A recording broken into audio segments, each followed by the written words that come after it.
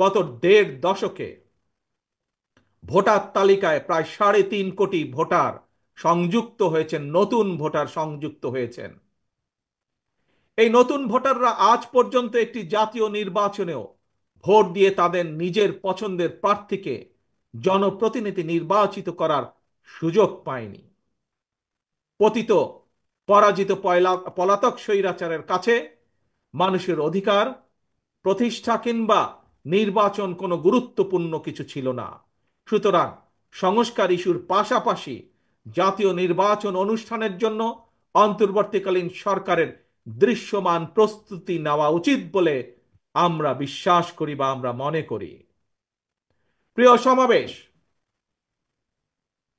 অতীতে বিভিন্ন সময় এই বাংলাদেশে তত্ত্বাবধায়ক সরকার নিরপেক্ষ নির্বাচন অনুষ্ঠিত করেছে এবং প্রত্যেকটি ক্ষেত্রে আমরা দেখেছি তত্ত্বাবধায়ক সরকার 3 মাসের মধ্যেই সফলভাবে জাতীয় নির্বাচন অনুষ্ঠান সম্পন্ন করেছে।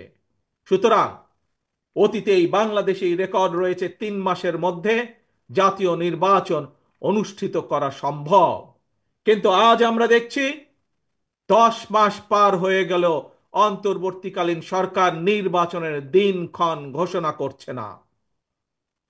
আমরা ফ্যাসিবাদ মুক্ত বাংলাদেশে জনগণের সরাসরি ভোটে জনগণের কাছে জবাবদিহিমূলক, জনগণের কাছে দায়বদ্ধ একটি সরকার দ্রুত দেখতে চায়। অন্তর্বর্তীকালীন সরকারের প্রতি আহ্বান, আগামী ডিসেম্বরের মধ্যেই জাতীয় নির্বাচন অনুষ্ঠিত হতে হবে। আবারও আমরা বলতে চাই, আগামী ডিসেম্বরের মধ্যেও জাতীয় নির্বাচন অনুষ্ঠিত হবে। শাইনি চুলে এখন হবে সব হেয়ারস্টাইল। সিল্কোর দ্বিগুণ শাইনি চুল প্রতিদিন। নতুন প্রজন্মের প্রিয় ভাই বোনেরা, আজকের এই সমাবেশ, প্রিয় দেশবাসী, আগামী ডিসেম্বরের মধ্যে আপনারা জাতীয় নির্বাচন অনুষ্ঠান যাতে অনুষ্ঠিত হয় তার প্রস্তুতি নিতে শুরু করুন। কারা রাষ্ট্র পরিচালনা করবে, কারা আপনাদের প্রতিনিধি হবে, জাতীয় নির্বাচনে আপনারা ভোট দিয়ে আপনাদের সেই প্রতিনিধিকে আপনারা নির্বাচিত করবেন। শহীদ রাষ্ট্রপতি জিয়ার সৈনিক দেশনেত্রী বেগম খালেদা জিয়ার কর্মীদের প্রতি আহ্বান জানিয়ে বলতে চাই, আপনারা জনগণের কাছে যান, তাদের প্রত্যাশা জানার চেষ্টা করুন, তাদের প্রত্যাশা বোঝার চেষ্টা করুন, জনগণের মন জয় করুন।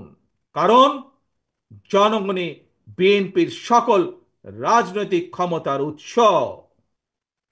একটি ছোট্ট স্লোগান তুলে ধরতে চাই, মন দিয়ে দয়া করে সবাই শুনবেন। দিল্লি নয়, পিন্ডি নয়, নয় অন্য কোনো দেশ, সবার আগে বাংলাদেশ।